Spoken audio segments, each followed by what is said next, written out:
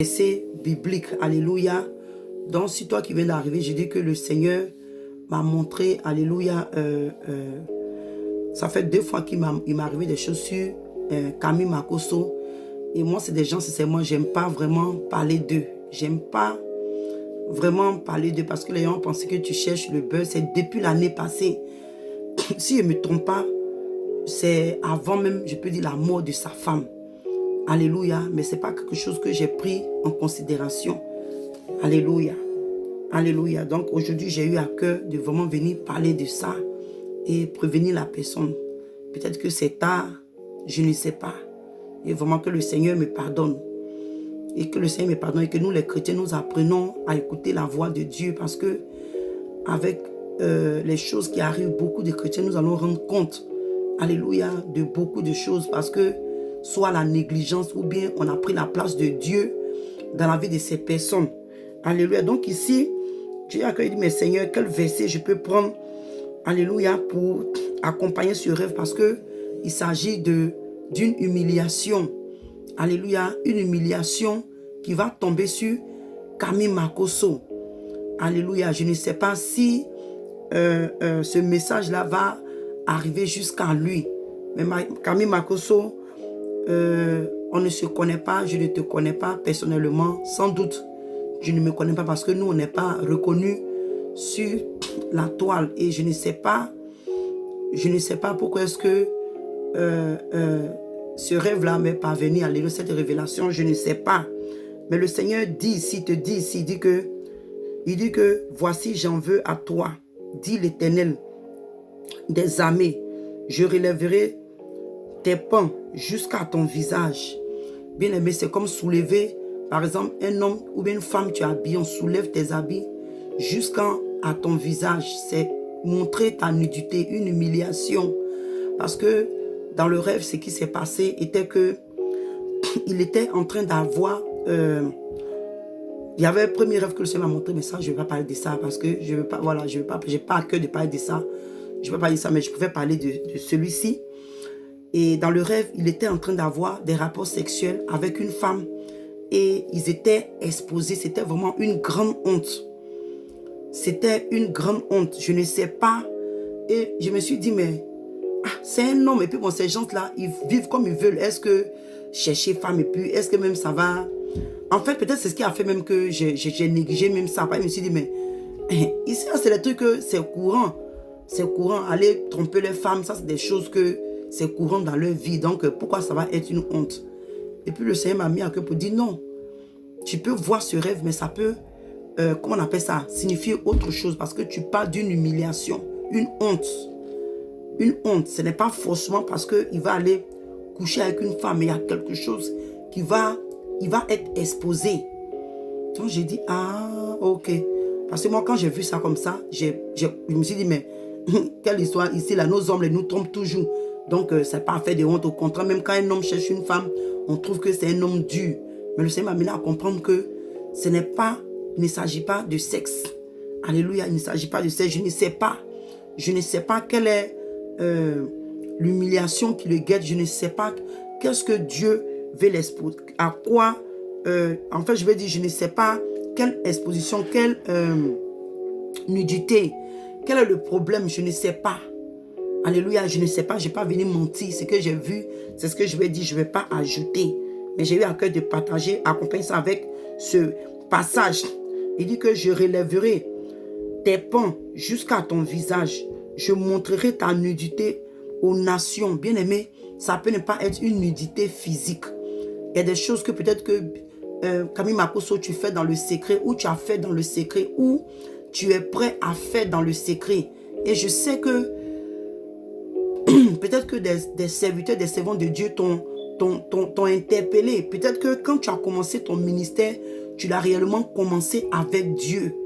Moi, je ne sais pas. Je ne suis pas venu te juger ni condamner. Je ne sais pas où tu as commencé avec Dieu. Moi, je sais que quand le Seigneur t'appelle, souvent les gens ne connaissent pas la misère, la souffrance que tu traverses. Mais demain, quand Dieu t'élève, alléluia, les gens te jugeront. Moi, comme je dis, je ne veux pas rentrer dans ton ministère. Je ne sais pas qu'est-ce que tu fais ou même qu'est-ce que tu as fait. Je ne sais pas. Je ne sais pas, mais moi je sais qu'il y a quelque chose que Dieu m'a montré. Mon frère ou bien homme de Dieu, Camille, tu n'es pas totalement dans les voies de Dieu. C'est que le Seigneur m'a montré. Tu n'es pas totalement dans les voies de Dieu. Alléluia. Et je crois que le Seigneur t'a interpellé plusieurs fois. Le Seigneur t'a interpellé plusieurs fois parce que avant que le jugement de Dieu ne tombe, Dieu avertit toujours. Le Seigneur, il a averti toujours. Et je pense qu'à travers une ânesse, je suis une ânesse à la fin de ces temps-là. Je suis une ânesse. Alléluia. Et le Seigneur m'utilise comme une ânesse pour ta vie, pour te parler, pour te prévenir. Pour te prévenir, parce que si tu ne te réponds pas, si tu ne reviens pas à lui, il dit déjà qu'il en veut à toi parce qu'il y a des choses que tu es en train de faire qui ne glorifient pas le nom de Dieu. Alléluia. Et il dit qu'il va relever tes pans jusqu'à ton visage et il va montrer ta nudité aux nations et ta honte au royaume. Je ne sais pas de quelle nudité Dieu parle. Je ne sais pas quelle honte que Dieu va exposer au royaume. Mais si jamais tu tombes sur ce message, parce que vous savez que c'est difficile de rentrer en contact avec vous. C'est difficile. Quand bien même que peut-être que si on avait peut-être l'opportunité de vous joindre directement, ça allait être facile. Mais vos secrétaires, les gens qui sont devant vous, c'est difficile de vous faire les commissions. Donc c'est comme ça que je viens à travers cette vidéo, alléluia, pour te dire qu'on va aller aussi dans le livre, alléluia, de Apocalypse. Dans le livre d'Apocalypse,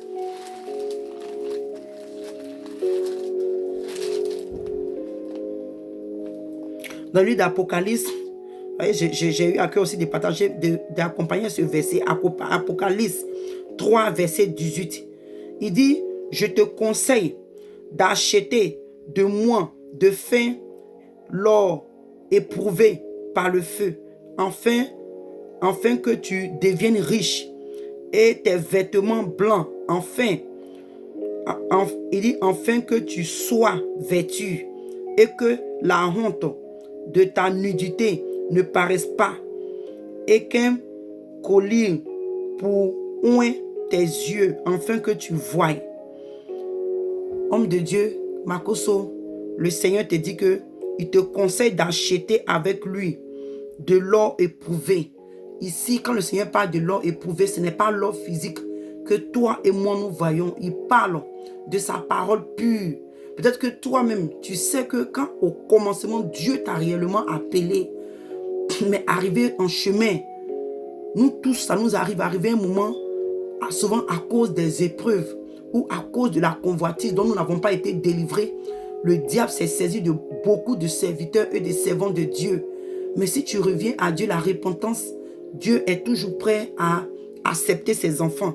Donc il dit qu'il te conseille d'acheter de l'or éprouvé par le feu, sa parole qui est pure, sa parole qui est éprouvée. Alléluia, c'est la parole pure qui vient de lui là. Il veut que tu viennes avec lui pour que tu reçoives cette parole là. Il dit enfin que tu deviennes riche. Il ne parle pas de cette richesse physique. Il ne parle pas de cette richesse physique parce que le diable que nous connaissons enrichit les hommes. Alléluia. Il ne parle pas de cette richesse physique et tes vêtements blancs. Il dit enfin que tu sois vêtu et que ta honte de ta nudité ne paraisse pas. Le Seigneur veut que tu reviennes à lui, excuse-moi. Le Seigneur veut que tu reviennes à lui afin que ta honte et ta nudité ne soient pas exposées. Je ne sais pas quelle honte que Dieu veut exposer dans ta vie. Je ne suis pas le juge, je ne suis pas une personne qui vient te juger. Moi-même, j'aurais souhaité, si vraiment le Seigneur a révélé quelque chose à quelqu'un qui peut m'éviter le pire, la honte ou des crises, j'aurais souhaité aussi que, alléluia, on me prévienne pour ne pas que je me casse la tête. Alléluia, je me casse la tête. Donc, comme j'ai dit, le Seigneur m'a montré, Camille Makoso, le Seigneur m'a montré, tu étais, comment on appelle ça?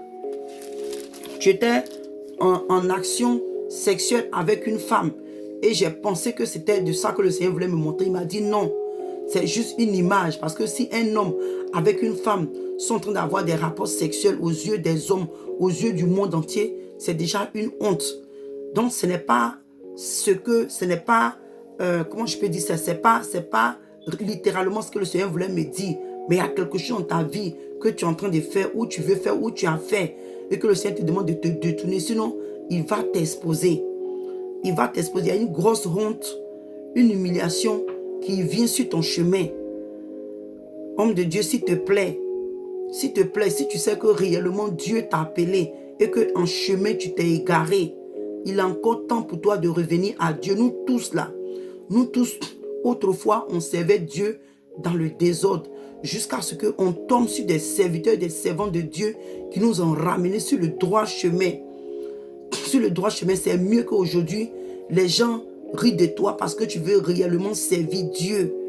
Tu veux réellement servir Dieu que de vouloir cacher cette honte et puis à la fin des temps, tu seras exposé. Il dit dans le livre d'Ésaïe 55, à partir du verset 6, il dit que cherchez l'Éternel pendant qu'il se trouve, invoquez-le tandis qu'il est prêt, que le méchant abandonne sa voie et l'homme d'iniquité ses pensées, qu'il retourne à l'Éternel, qui aura pitié de lui. Alors notre Dieu, qui ne se lasse pas de pardonner, car mes pensées ne sont pas vos pensées, et vos voix ne sont pas mes voix, dit l'Éternel. Les voix de Dieu et nos voix ne sont pas pareilles. Il dit, c'est le moment de revenir à lui. Dieu veut faire quelque chose avec toi. Dieu veut sans doute faire quelque chose avec toi. Alléluia. Dieu fait sans doute quelque chose avec toi. Donc, à travers ce direct, il te demande de te ressaisir, de revenir à lui. De revenir à lui, c'est le temps de le chercher en vérité. En vérité, parce que bien aimé, nous, on va se dire, oh, ceux-là, souvent, il y a des gens peut-être qui vont penser que Dieu n'a pas de regard sur vous. Dieu a le regard sur tout homme, sur toute femme, parce qu'il a payé le prix à la croix pour nous. Le Seigneur nous a rachetés par son sang. Donc, il veut que nous soyons sauvés. Le prix qu'il a payé là, le Seigneur ne veut pas que ce prix-là soit en vain dans nos vies. Donc, le Seigneur fait tout. Parce que si le Seigneur peut-être prend, il y a des personnes que si le Seigneur prend, tu ne vas pas peut-être considérer. Alléluia. Bon, le Seigneur, et si peut-être que ces personnes-là, je ne sais pas, je ne peux pas tout savoir. Pourquoi est-ce que c'est à moi? Mais je me considère comme une ânesse, alléluia, pour venir te donner ce message-là. Ok, merci, maman Cécile. Vous voyez, donc le Seigneur dit d'abandonner tes voix d'iniquité, tes pensées qui ne glorifient pas Dieu, les choses que tu fais qui ne sont pas de Dieu. Le Seigneur veut que tu abandonnes cela. Et le dernier passage, on va aller dans le livre de Actes. Dans le livre de Actes 3, parce qu'aujourd'hui, quand les messages comme ça viennent, beaucoup de personnes, nous négligeons. Nous négligeons, les gens ne considèrent pas. Après, quand maintenant le chaos arrive, on se dit, mais Dieu aussi, pourquoi Dieu n'a pas prévenu? Donc ici, le dernier passage que je vais donner, il dit que repentez-vous donc et convertissez-vous pour que vos péchés soient effacés. Donc, homme de Dieu, Marcos, le Seigneur te demande de te repentir et de te convertir pour que tes péchés soient effacés. Parce que le Seigneur, comme dans le livre d'Ésaïe, il est prêt.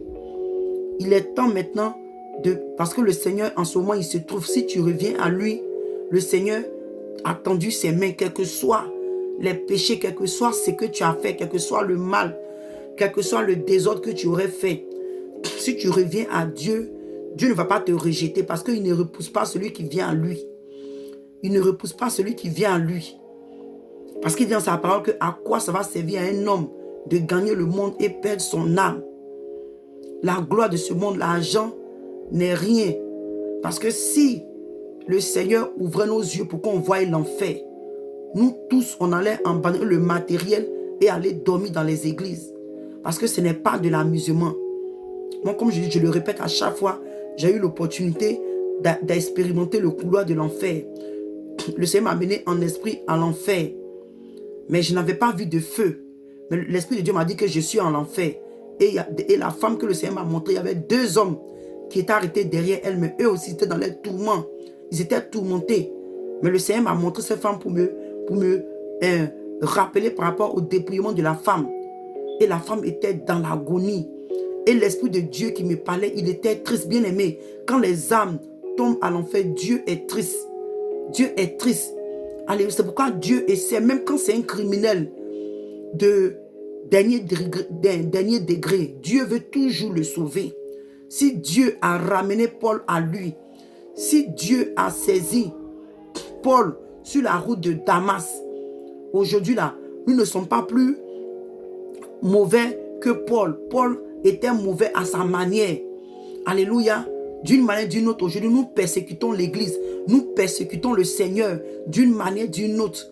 Mais Dieu n'a pas regardé cela et il a ramené, alléluia, il a amené l'apôtre Paul à lui qui était Saul en ce temps. Et la vie de Saul a changé sur la route de Damas. Quand le Seigneur Jésus s'est révélé à l'apôtre Paul sur la route de Damas, la vie de Paul a changé. Donc, homme de Dieu, Makoso, je vais dire ici et puis je vais finir. Personne n'est mieux que personne. Mais ce qui fait la différence, c'est comment est-ce que, bonjour ma soeur Tatiana, sois bénie. Ce qui fait la différence est que comment est-ce que nous prenons l'appel de Dieu dans notre vie et comment est-ce que nous prenons notre relation personnelle avec Dieu et comment est-ce que nous prenons le ministère, le nom de Jésus que nous avons sur nous là. Comment est-ce que nous le présentons au monde entier? C'est ce qui fait la différence. C'est ce qui fait la différence. Donc personne, je ne vais pas dire que moi je suis mieux. Je ne dis pas que je suis plus spirituel. Je ne dis pas que je suis plus parfaite ni sainte. Mais j'ai eu à cœur aujourd'hui. Quand je me suis levé de mon sommeil, j'ai eu à cœur. Je dis, il faut que j'aille donner ça. Parce qu'aujourd'hui, les gens meurent en désordre, des choses qui arrivent. Et après, on s'assoit, on regrette. On regarde des choses. On est là, on regrette.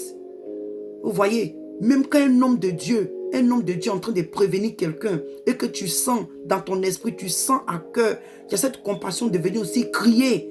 Parce que quand l'autre homme crie et l'autre crie à son côté, l'autre crie jusqu'à ce que ça arrive, les cris là peuvent permettre à la personne d'entendre. Alléluia. Donc aujourd'hui là, je viens à travers cette vidéo, ce direct là, pour te dire que le Seigneur te demande de te repentir. Je ne sais pas quelle vie, qu'est-ce que tu fais, quelle honte que Dieu va amener sur toi, je ne sais pas. Je ne sais pas quel scandale qui va tomber sur toi, je ne sais pas. Je ne sais pas, toi ce que tu sais, et le diable sait, les démons savent, et Dieu même sait. Parce que tout ce que nous faisons dans le secret là, Dieu sait. Alléluia. Et il n'y a rien de caché qui ne sera pas exposé. Donc c'est le temps pour toi maintenant de revenir à Dieu. Ne écoute pas ce que les gens vont te dire. Prends ton ministère au sérieux. Si réellement Dieu t'a appelé et qu'en chemin tu t'es égaré, ça peut arriver. Ça peut arriver qu'à un moment, à cause du matériel, à cause de l'amour de maman, ça peut arriver. Mais si réellement ton salut t'est important et que Dieu est en train de parler à travers différentes personnes pour t'interpeller, homme de Dieu, il faut te ressaisir. Il faut te ressaisir et aller en prière. Cherche réellement la face de Dieu. Comme il a dit dans le livre d'Ésaïe 55, à partir du verset 6 jusqu'à 8.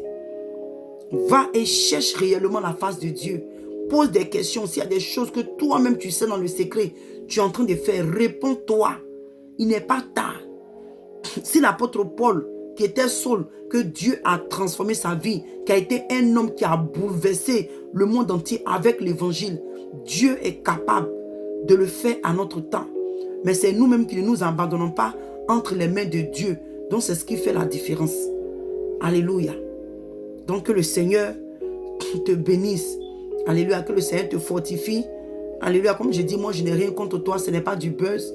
Mais je préfère me libérer. Parce que je n'avais pas considéré, quand le Seigneur m'a montré depuis, je peux dire si je ne me trompe pas, c'est depuis la mort, avant la mort de votre femme ou juste après la mort de votre femme que j'ai eu ce rêve.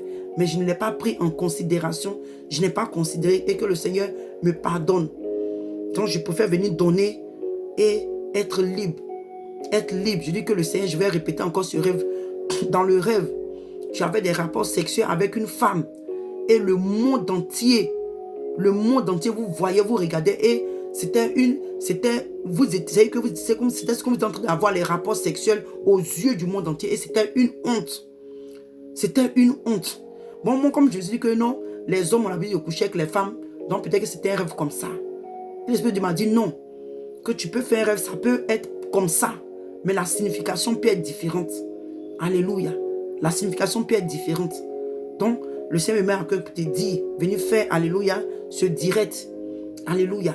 Qu'il y a une grosse honte. Je ne sais pas quelle honte, je ne sais pas quel est le problème, mais qui va s'abattre sur toi. Donc, c'est le temps pour toi de te ressaisir maintenant. Au nom de Jésus. Amen. Amen.